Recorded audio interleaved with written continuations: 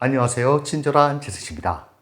지난 시간에 대표 지수와 대표 지수에 투자하는 법에 대해 배웠다면 오늘은 미국 주식 11개 업종 총정리에 대해서 알아볼까 합니다. 두 파트로 나눴는데요. 오늘은 내가 산 주식 어떤 업종일까? 섹터에 대해서 총정리해 보고요. 다음 시간에는 유망산업 통째로 쇼핑하는 업종별 ETF 투자하는 방법에 대해서 자세히 알아보도록 하겠습니다. 시작해 볼까요? 먼저 업종은 기업의 정체성을 보여줍니다. 보시면 이 회사는 어떤 산업에서 돈을 버는가가 중요합니다. 속한 업종에 따라 주가 흐름과 투자 포인트는 완전히 달라지기 때문입니다. 투자 관점에서 보자면 예를 들어 지금 시장을 주도하는 업종을 선택한다면 시장 평균보다 높은 수익률을 기대할 수가 있는데 더 나아가서 주도 업종 안에서 주도 기업, 대표 종목까지 함께 살펴본다면 개별 종목을 결합한 전략. 이거는 무엇을 의미할까요?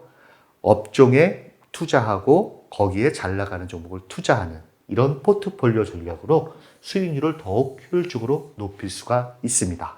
지금이 강세장임에도 불구하고 시장 수익률보다 낮은 수익률을 기록하는 이유는 잘 나가는 업종의 대표 기업을 선택하지 않았을 수도 있다는 말입니다. 그렇기 때문에 업종에 대한 이해는 필수라 할 수 있겠습니다. 이제 업종을 알아볼까요? 미국 주식은 총 11개 업종으로 나뉩니다. 이 방식은 전 세계에서 공통으로 사용하는 GICS, 즉 S&P 업종 분류 기준에 따른 것인데요. 이 기준은 미국 주식시장, 글로벌 주식시장, 다음 시간에 배울 ETF 구성 모두에 공통으로 적용됩니다. 이렇기 때문에 미국 주식 투자자라면 반드시 알아야 할 기본 틀이라 할 수 있겠습니다. 위와 같은 업종 분류는 왜 중요할까요? 같은 업종에 속한 기업들은 비슷한 경기 영향을 받고요. 금리, 경기, 소비 흐름이 바뀌면 업종별로 강세와 약세가 달라지기 때문입니다. 대부분의 업종 ETF는 분류를 그대로 따라 구성됩니다.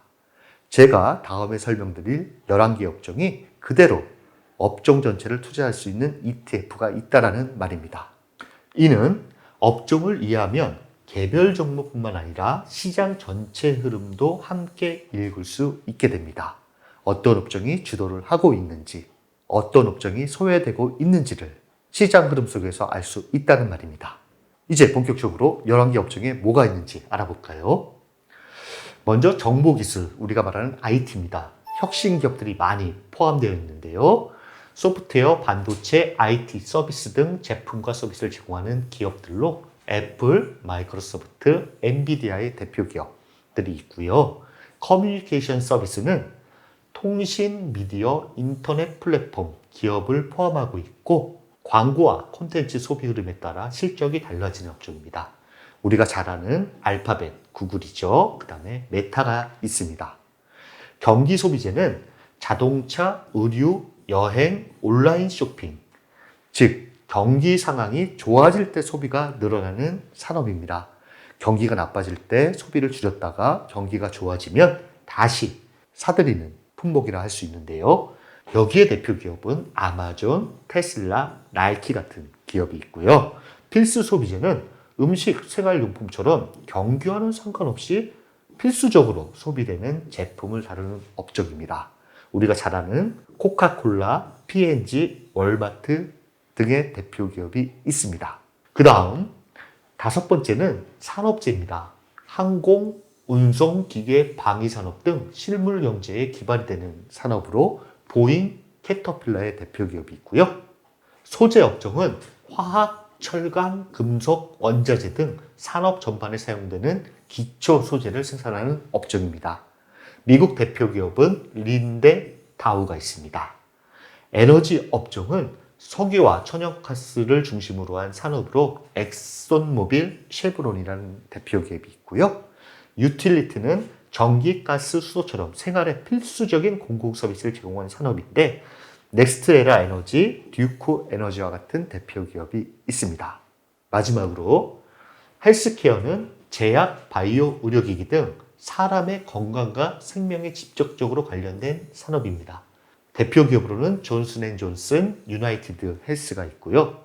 금융은 은행, 보험, 카드, 투자회사 등 자금을 중개하고 운용하는 산업으로 JP모건, 뱅크 오브 아메리카와 같은 대표 기업이 있습니다.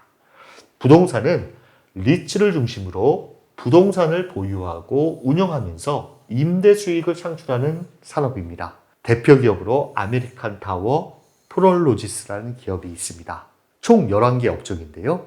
이 업종들이 어떤 특징이 있고 어떻게 투자하는지는 다음 편 업종 ETF 투자에서 좀 더 자세히 다룰 예정이니까요. 이와 같은 11개의 업종으로 분류되는구나, 이렇게만 알아두셔도 좋습니다. 이 업종을 또 묶어서 볼 수가 있는데요. 보시면 첫 번째 엔진, 성장주입니다. 미래의 가치를 현실로 바꾸는 힘. 장기적인 혁신과 성장을 주도합니다. 특히 저금리 국면에서 최대 수혜를 얻게 되는데요.